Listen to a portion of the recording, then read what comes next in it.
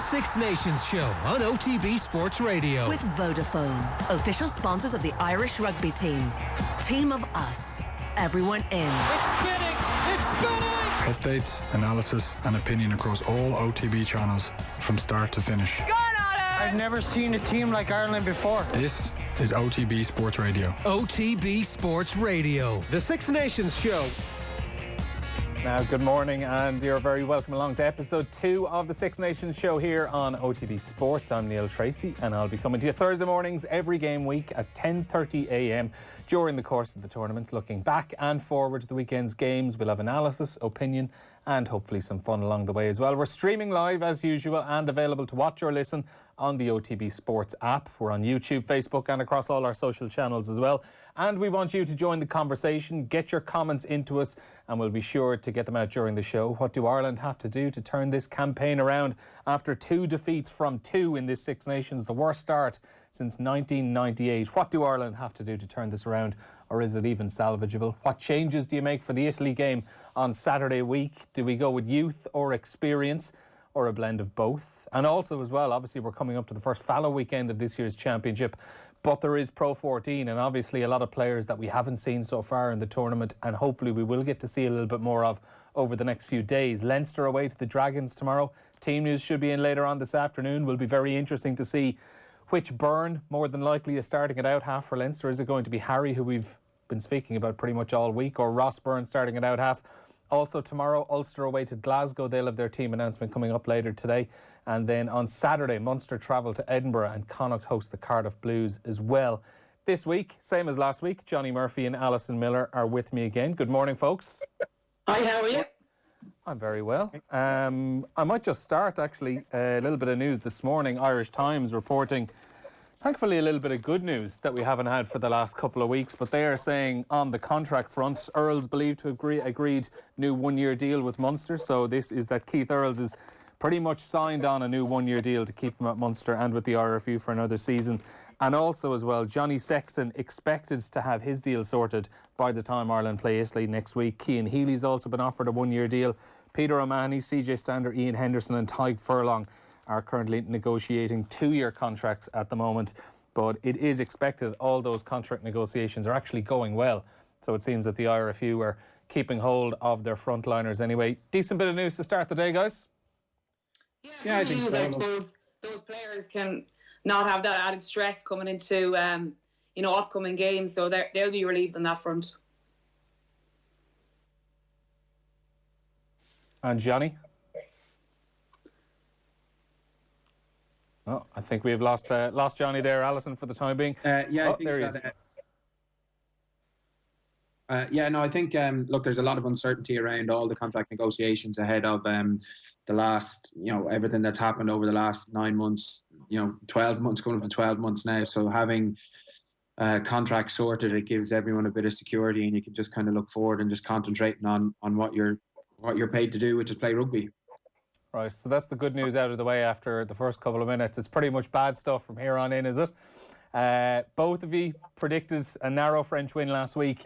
In the end, it was 15-13, but the scoreline probably wasn't reflective of the way the game went. Ireland probably weren't within 2 points of France realistically. But, Johnny, just to go back on a couple of things you said that Ireland would need to do if they were to win last week when you were looking ahead to it. They need to negate the French line speed. I don't think they did that. And you said they need to pull the trigger at the right time. They probably only tried to pull the trigger once during the 80 minutes. That was when James Lowe almost got that try over in the corner. But aside from that, there really wasn't much to be too enthusiastic about, was there?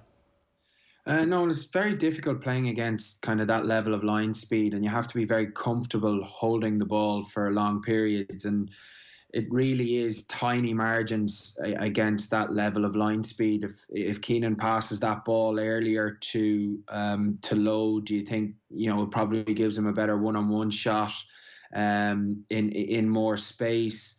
I think for me, probably the disappointment thing is probably their transition play. They obviously had a tactic of going after the air and putting the back three under pressure.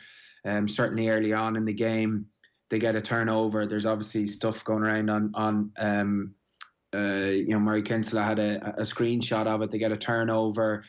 They have a full back line nearly ready to attack, but they stick to kind of their pre-call, and it's that it's being able to, to shift out of that, even though that's what you've been practicing all week. It's to trust that when it's on, it's to pull the trigger at the right time. And against teams like that who have that line speed, if you don't pull the trigger at the right time, or you don't take your opportunity, you might only get one or two of those, and that is the difference. So yeah, it was kind of disappointing for me from that perspective that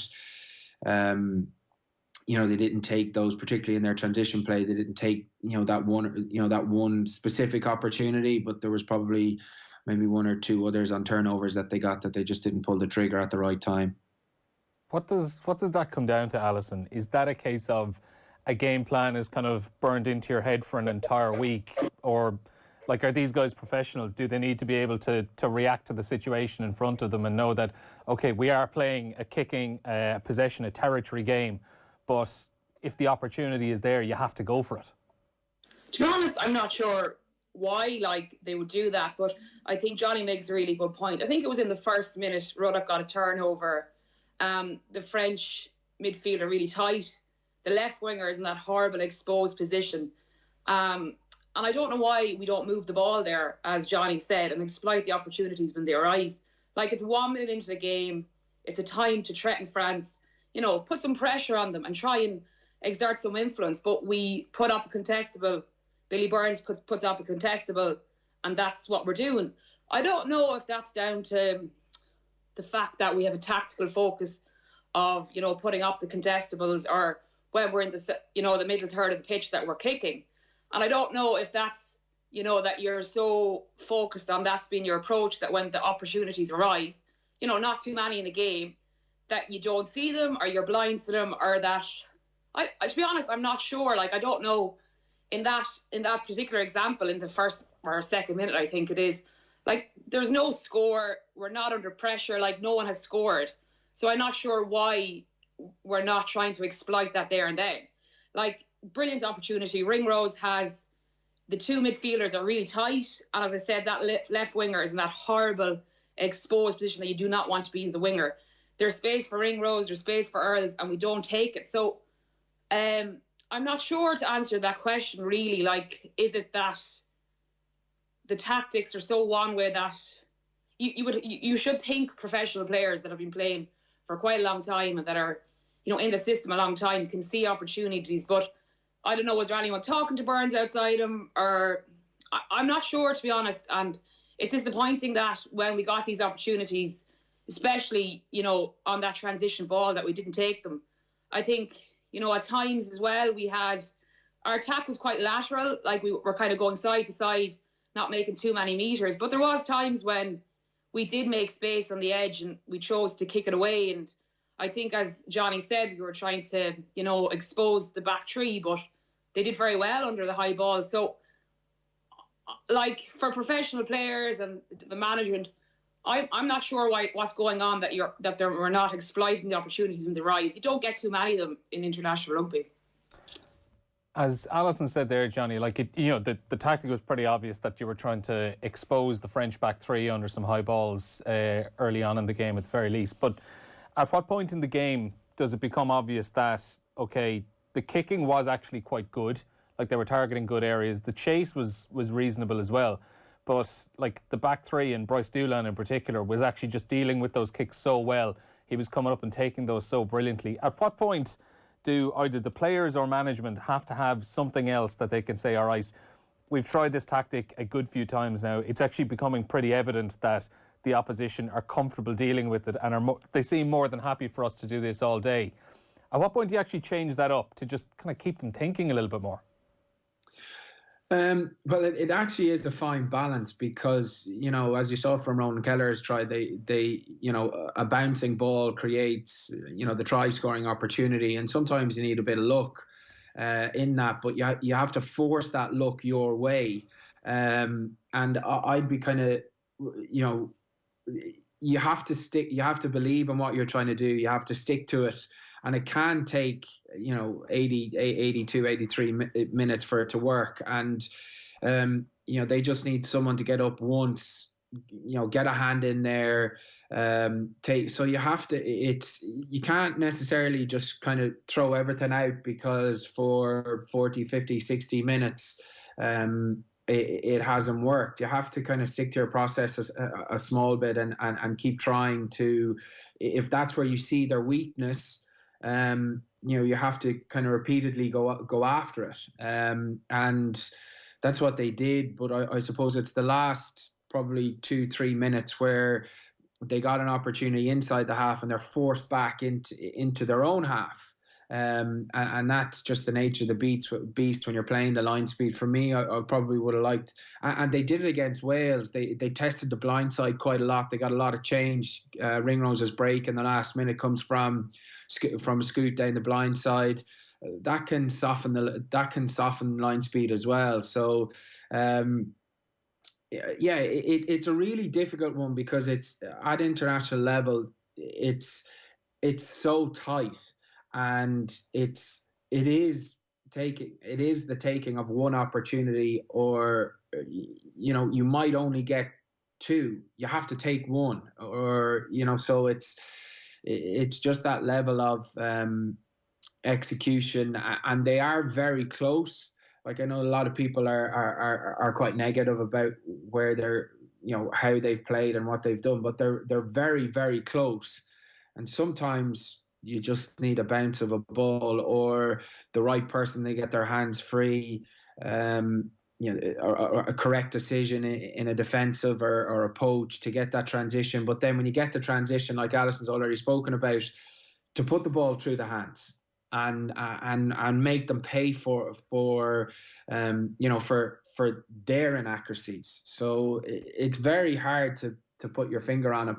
And also in a game which is tight, it's very hard to change, to go to plan A, plan B, plan C. It's change. You probably have to look at your set piece attack, try to pull out some of your power plays, and they probably didn't look at that, or they didn't get the opportunity to really get to phase 3, 4, or 5 in their power plays. Like you mentioned, putting those up, and you are kind of looking for the favourable bounce and stuff like that, and forcing France essentially to make a mistake, knock a ball on and pounce on the scraps. But is that not leaving a huge amount up to chance, that you're doing all this, you're retaining the possession for so long, and like that's physically demanding in and of itself, but the kind of the opportunities you're waiting for are based on the fact that you're hoping the other team are going to spill a ball? No, I don't.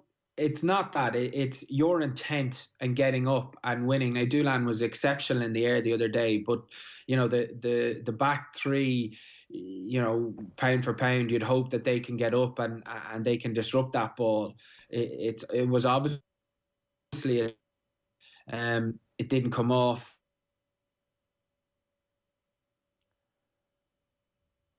I think we're just breaking in and out with Johnny there again. Alison, one thing I am going to just chat to you here about is the Six Nations website. They do a really, really good detailed statistical breakdown of each game. And I was looking through it yesterday for the Ireland-France match.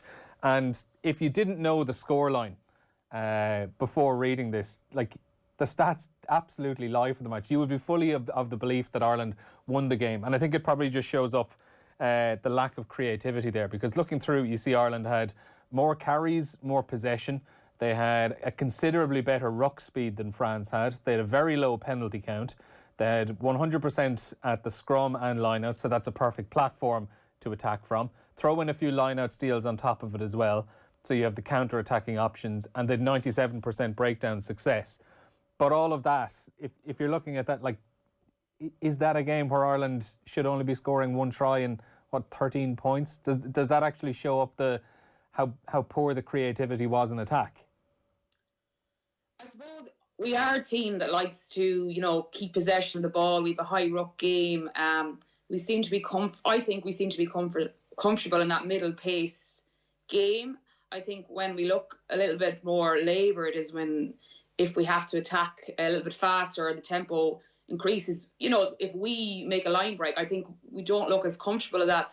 I don't know if the modern day stats necessarily reflect success as they did before when you look at that, because you look at the likes of even New Zealand and how they play, they might necessarily have a lot of possession, but as they'll kill you on turnovers, on transition ball, and they'll be able to score.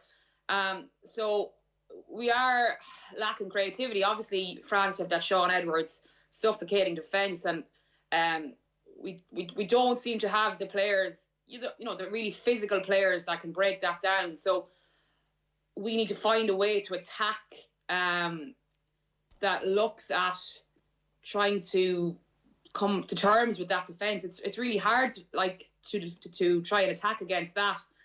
We obviously went for a kicking game. I think we kicked something like 41 times in the game. And obviously France kept us in the game longer than we probably should. And if you had really reflected on that game, would you have thought it was a 2-point deficit? And it's not all in doom and gloom, to lose to France by 2 points and, to not maybe exploit those opportunities we had. It's not all negative.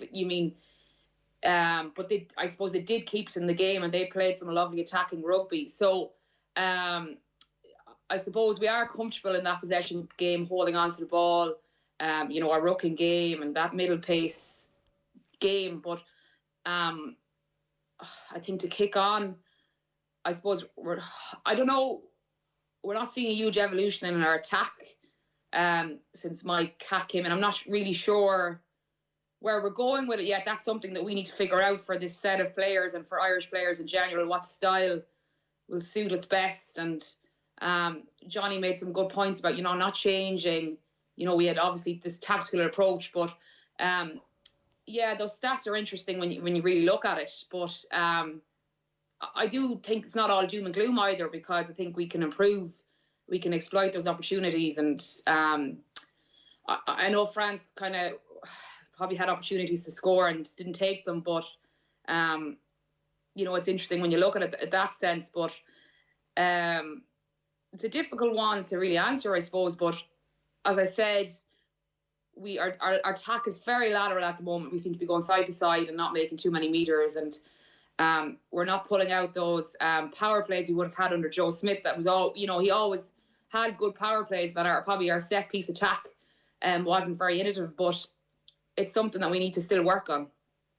Johnny, I believe you're back with us there now. I was speaking to Alison. I don't know, did you hear it as you were kind of coming back in? But going through the stats from the game, it just kind of showed that Ireland, they'd actually set up a perfect platform for themselves in the game, but just weren't taking advantage. They'd more carries, more possession. They had the better ruck speed than France. They had a good ruck speed, not to mind a better one than France. Their penalty count was very low.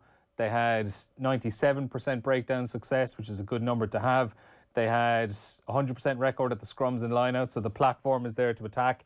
And they were chipping in with, some lineout steals on top of it as well. But then you look at, they've 3 line breaks over the course of 80 minutes, 3 offloads. That, the platform was there to actually go and do something. It wasn't a case where Ireland just had to sit there and wait for the opportunity. Yeah, there's a couple of things on this. France are very comfortable defending. They're set up that way. So defending for long periods of time, they like that. The thing with playing against a side with that line speed and how high they get up the field, you can freeze frame a picture and see, potentially space out wide, and people then get hung up and go, well, why aren't we attacking there? But the way the system works defensively is trying to get the ball there is more or less impossible, because you throw in an extra pass, the defensive line gets further up the field, and then you're into the case of trying to go over the top, which is, high risk but high reward if it comes off, but it is a high risk tactic.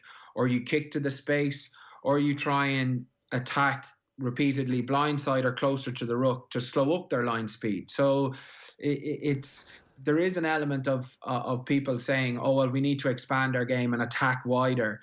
But against a Shaun Edwards style defence, it's fool's gold. You try and attack to the edge all the time repeatedly, and a team like France will eat you up. and you'll end up back in your own 22, but you'll have held the ball for 3-4 minutes. So it is a bit of kind of ebb and flow in that. For me, I think set piece attack and the power plays is something that on Sunday, I think they could have probably tried to be a bit more, I wouldn't say innovative, but tried to have a bit more of a crack, and maybe they did, but the attack kind of fell down at pivotal times, or France got in over the ball, and I think that's probably where they really need to, I think they probably need to step forward a bit. That for me is the big work on is set piece attack. We have seen elements of it during the autumn series, and we have seen power plays that work, and you can see them live as they go forward. But I think that needs to be something that they progress more. And for me, the transition game in that, like that turnover that we've already spoken about, that they have that killer instinct on the transition game. As Alison already said, New Zealand are world leaders at that. France, really good as well. And you saw from their try, their offloading ability is incredible. So it's, for me, I think it's set piece attack and their power plays and their transition their killer instinct in transition that can really step this team forward. So are we guilty a little bit then of kind of analysis by hindsight when you're saying that we're taking these screen grabs and saying, look at all the space out here, and you're kind of highlighting the French line speed. So if, for example, if Billy Burns had, tried to negate that line speed by flicking a few crossfield kicks over towards Keith Earls or James Lowe, and they're picked off and France score 3 intercept tries, that we're kind of saying, well, this is irresponsible rugby. Why are we trying out these things against such great line speed and such great counter-attacking French rugby? Yeah, well, look, ambition is fantastic, but at international level, the reality is it's results based and results driven. So you have to, it's a risk reward, and going into trying to play to width, and repeatedly going to crossfields or trying to go over the top. That's where you can get in a lot of trouble, and an intercept try or a breakaway in a situation like that, it just absolutely kills momentum that you've built up over a period of time. Alison, as Johnny said there, it's a results business and it's a results game, and that's what you're ultimately judged on. And it probably brings us nicely to the Italy game next week, because Andy Farrell pretty much echoed those thoughts when he spoke after the match, saying, the ultimate goal is to win these last 3 games. They have to beat Italy. And he kind of indicated, without saying it specifically, that Murray and Sexton are going to be starting against Italy because it looks like they're going to be fit. A lot of people would argue, like, what is the point of starting Murray and Sexton in those games? What are we going to learn that we don't already know about those 2 players? Would it, in theory, be time to maybe start one of them against Italy next week? Start one of Murray and Sexton and start alongside them an inexperienced scrum half or an inexperienced out half, and give them a start, give them 60 to 65 minutes, rather than bringing them on with 15-20 minutes to go when a match might already be sewn up? He obviously had his 24-man in camp and he released the other 12, so it suggests there's not going to be wholesale changes. But this brings us back to the same conversation we have, I think, every time we talk about trying to build depth. And, obviously it's COVID times, unions are under financial pressure. How far we finish up the table makes a difference. And obviously Farrell wants to win, players want to win. I would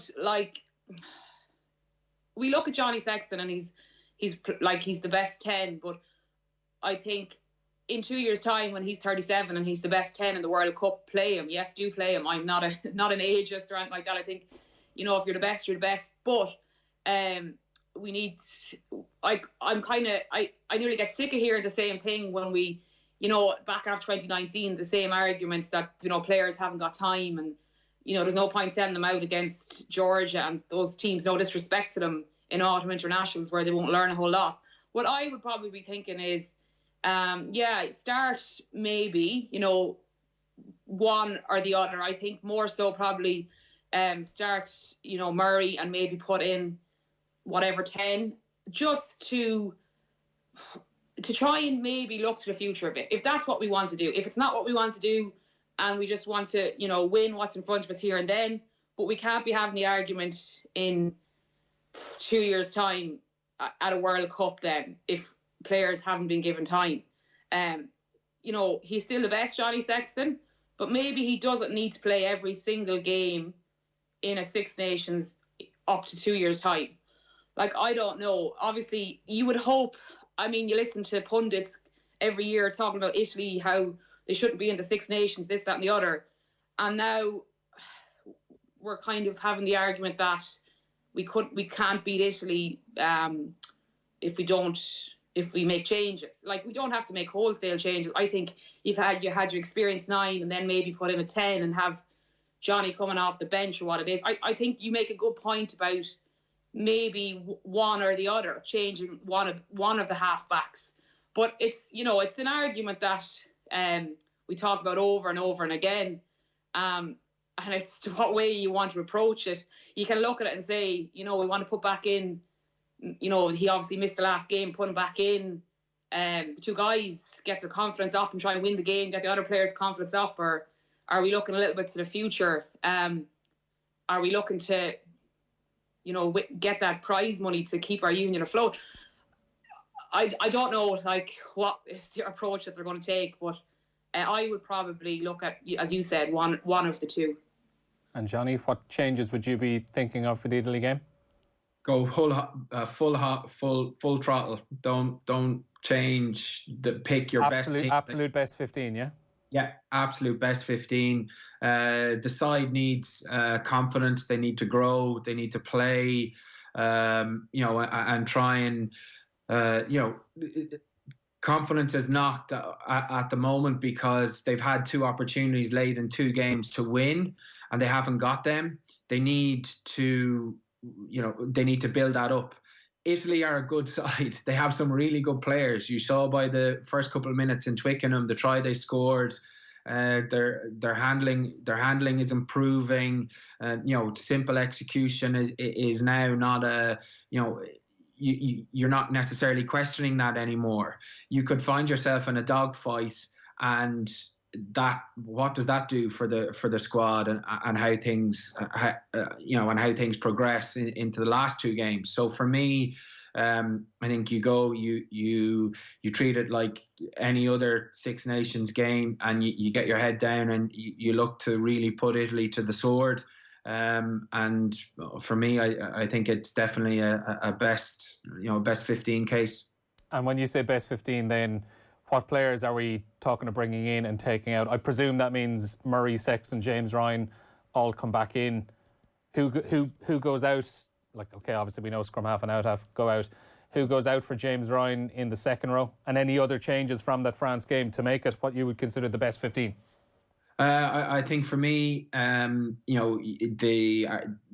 looking at probably 6 and what Henderson's involvement is. I think he's been very good when he came off the bench and last weekend. It's then your question of what you do with your back row for me, and then defensively, I feel I have a worry about James Lowe. So do you look at bringing Larmour on and putting him on the wing? I think that they would probably be the 2 areas of selection issue for the management. But for me, I'd probably look to try and get Larmour on the pitch, and it's then a really, really tight call to whether you move Henderson to 6 or keep Rhys Ruddock, who I think did a lot of donkey work that people didn't necessarily see, and that he doesn't get credit for a lot. So I would say they're the two selection decisions for me that'll be interesting to see which way they go. On James Lowe, it's probably a question for both of you. As you said, Johnny, there have been defensive mistakes definitely over the course of the last couple of games, but I don't know. I've kind of thought that we've been having debates about players like James Lowe for so long that people have been saying, we need to be taking a chance and getting more adventurous players in there, getting more exciting players in there who are willing to take risks. But it kind of seems like when we have someone like that in James Lowe, when you do have the risk that they're going to make a few defensive mistakes, that we're very quickly to play it safe again all of a sudden.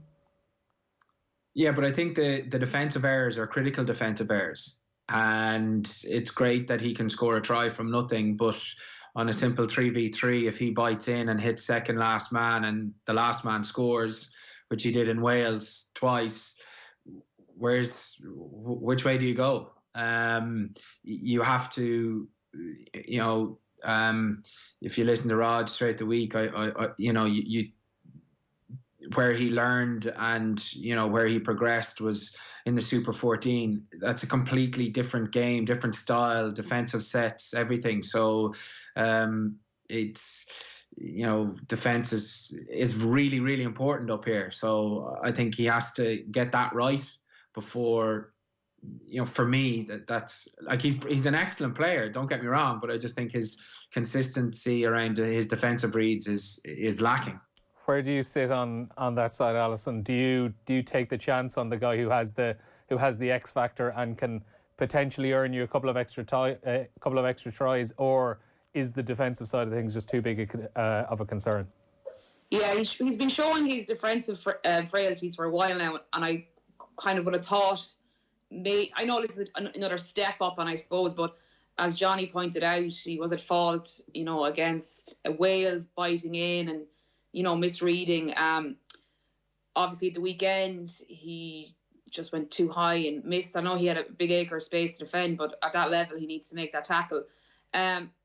He is an X-factor player, but he's not. I don't mean I would love to see him, but he's not scoring 2 or 3 tries per game where you could say, okay, his defence is letting him down, but he's showing us this, and this in attack. And he is an X-factor player, but I would he's playing a different style with Ireland.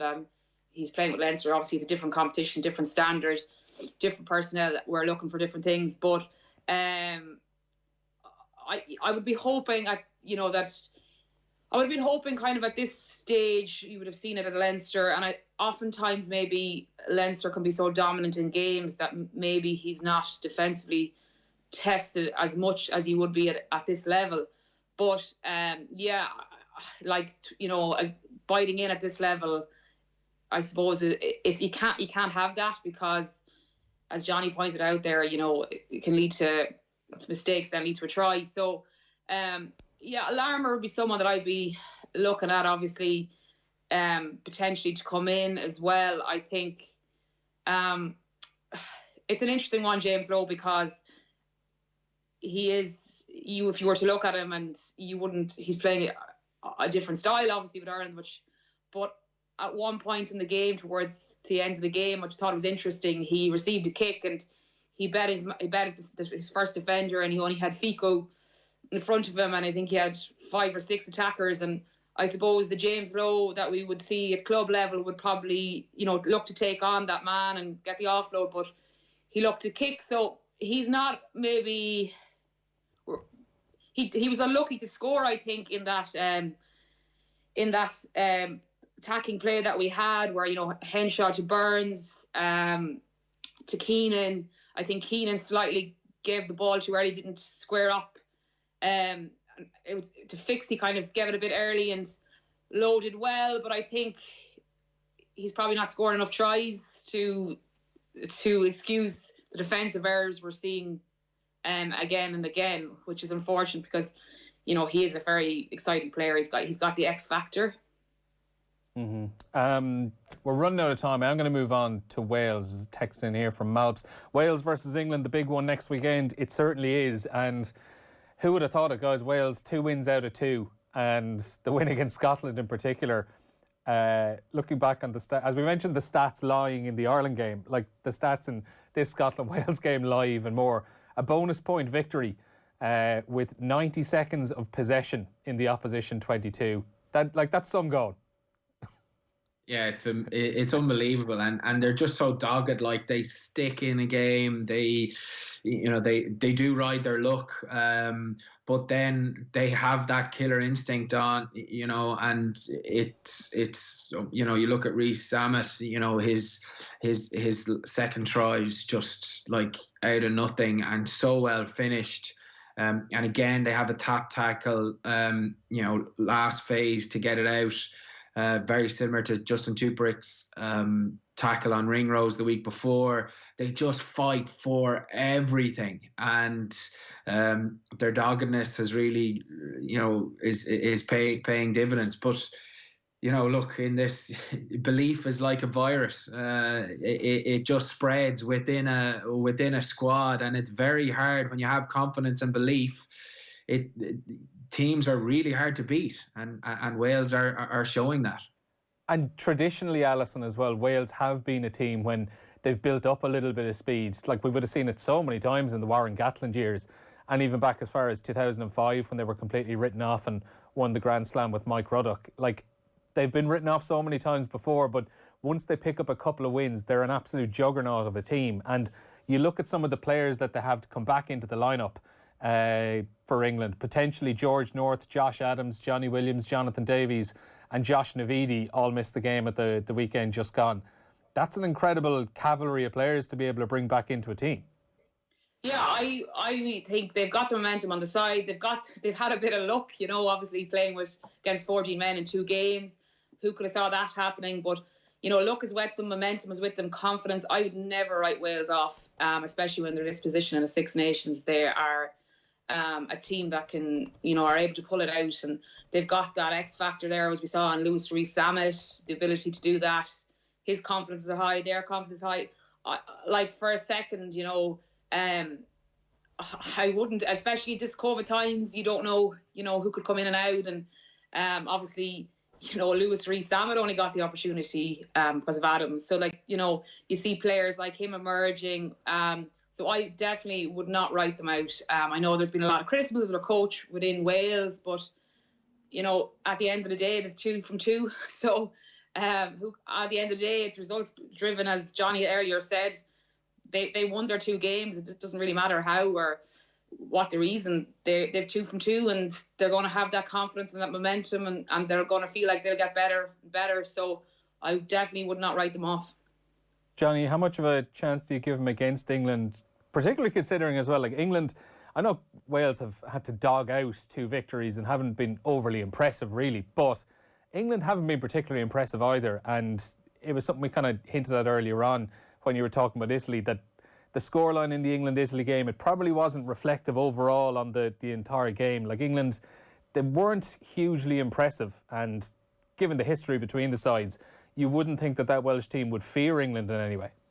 No, not at all. I think it's going to be a cracker, and if they get some of those injuries back, as you say, that's a very good cavalry to arrive. I think they have a really good opportunity. England seem to be kind of stuttering, staggering at the moment, and they don't seem to have the cohesion. Is that because of kind of the lack of game time that certain players have had, particularly the Sarries boys, and then, the English team's not playing for a while, and it has been, a lot of teams have been stop-start because of COVID. So, maybe they're going to get better as the competition goes on, because they spend more time with each other in camp. They're getting used to each other again. So England could be an improver, but I think they're probably going into this game. I'd say England would be, I wouldn't be worried, but I'd fancy Wales to really put it up to them. Just one more on Wales as well. This was something I noticed watching the Wales-Scotland match back as well. And look, it's not completely like for like with the Irish situation, but I just thought it was interesting the way Wayne Pivac was willing to take a chance in that game. So 49 minutes in the Wales-Scotland game, Wales were 17-8 behind. So you've Wayne Pivac, who's already under immense pressure for his job. Like, there was talking, people calling for his head after the Autumn Nations Cup and the disastrous 2020 campaign. But he has Gareth Davies and Dan Biggar at scrum half and out half, 59 and 89 caps each. And he hauls them off after 49 minutes because the game plan just isn't working out. And he brings on Kieran Hardy at scrum half, who's 2 caps, and Callum Sheedy, who has 5. It's an incredibly ballsy call to make. And, obviously the red card had an enormous impact a while later, but that's an enormous chance to be taking. And look, you just like to see someone being that little bit ballsy and roll the dice a bit. Yeah, I'd admire someone to do that and for it to work out. I mean, it obviously worked out for him and they won the game. So, like, he's the coach. He can essentially do what he wants. I know he's under pressure, but he obviously was confident in a decision to do that, and it paid off for him. So, commend him for that. Johnny?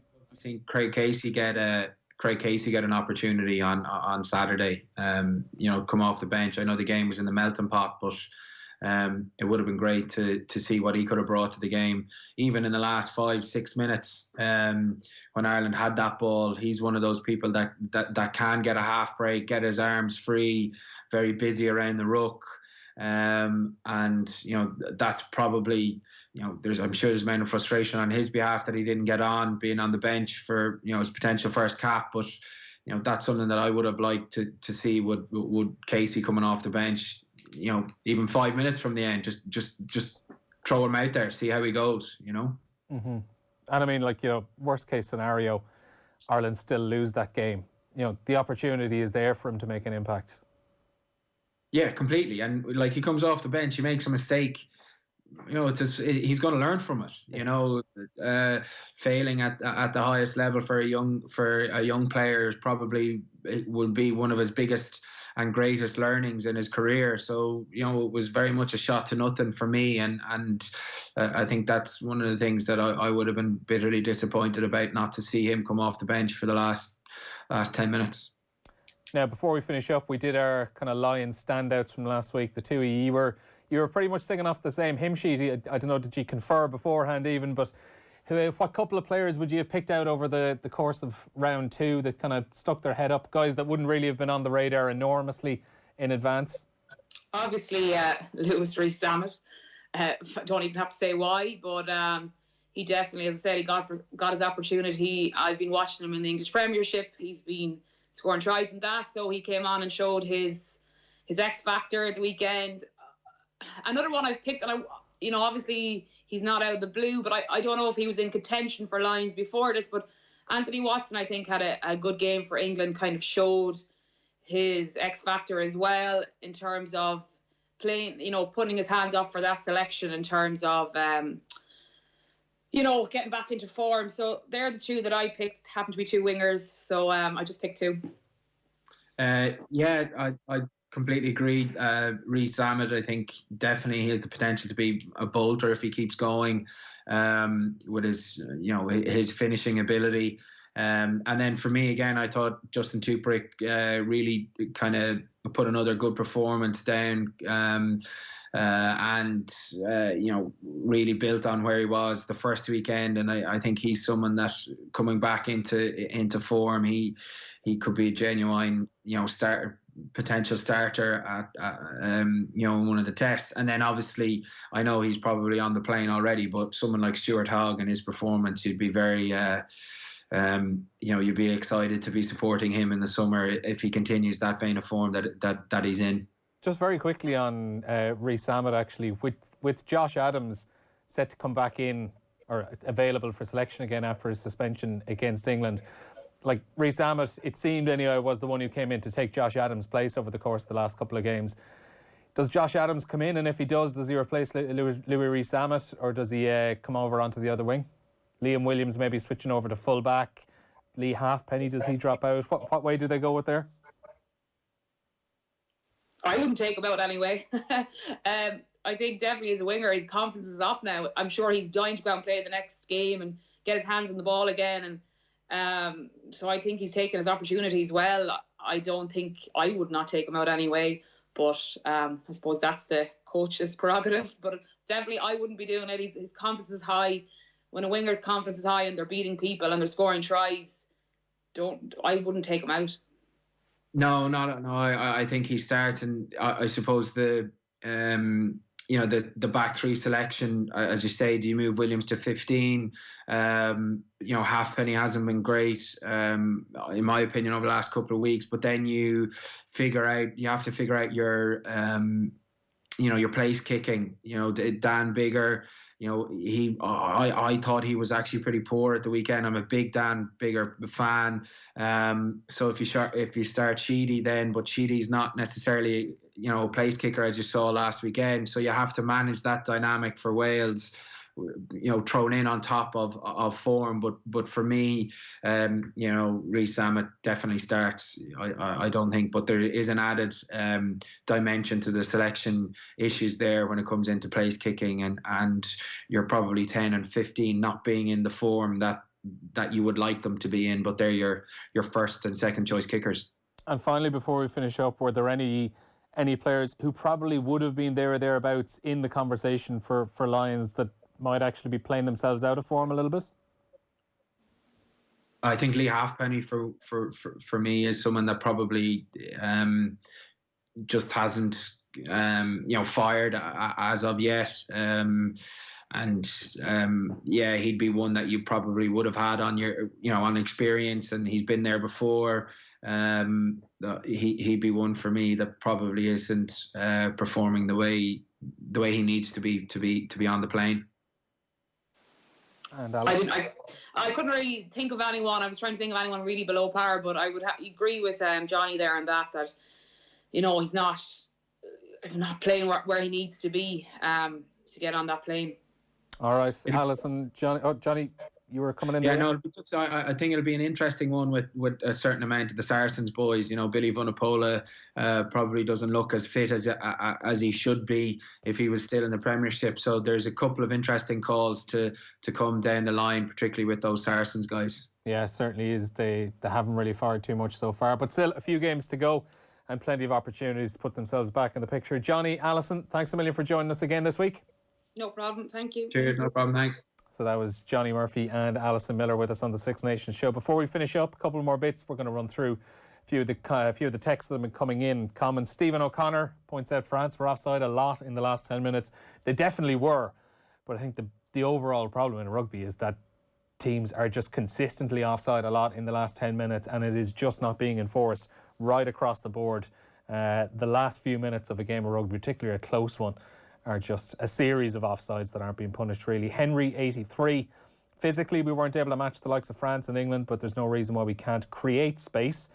And I suppose that's coming down to the risk-reward that Johnny was pointing out, that do you take the chance and, be a bit more gunslinger and try to pop through a few more kicks to negate that space, but then you're running a big risk. But 41% gain line success, I think, tells a big story from that match, that one-out runners against a team that are pretty much overpowering you are not going to work.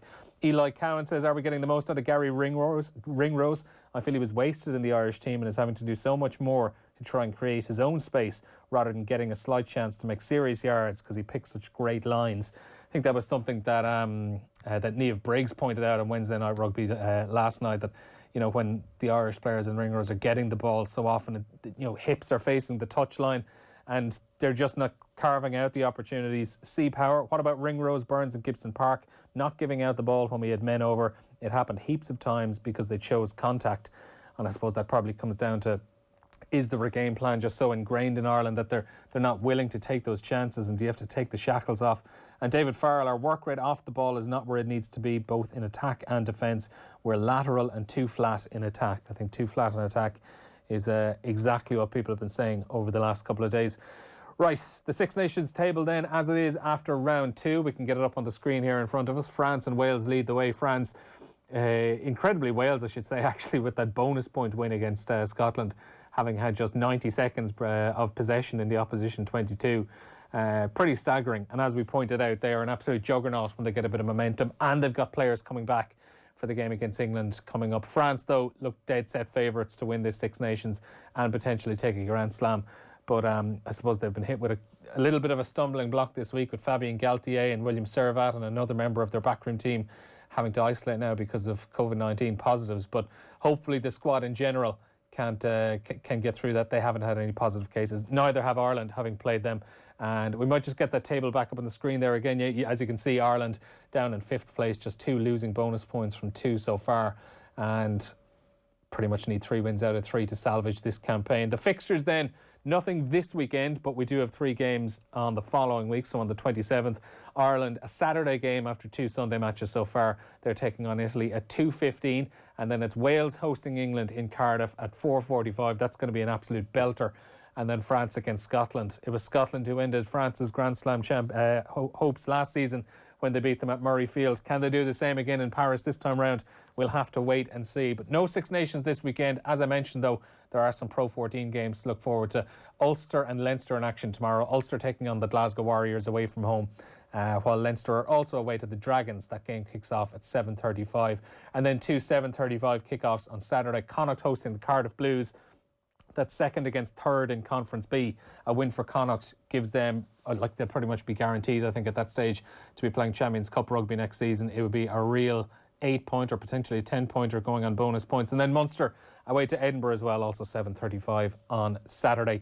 That's it, though, for this Thursday's episode of the Six Nations show here on OTB Sports. If you missed any of this, you can play back on our video streams, or we'll have it podcasted later on the OTB Sports app. And a reminder, all of our rugby coverage here on OTB is brought to you by Vodafone. Team of us, everyone in. Keep an eye out as well for more rugby on OTB this week. Alan Quinlan, as usual, will be back on OTB AM tomorrow morning, and we'll be building up to the game against Italy across all of our channels next week. We'll speak to you soon. Bye for now. The Six Nations Show on OTB Sports Radio. With Vodafone, official sponsors of the Irish rugby team. Team of us, everyone in.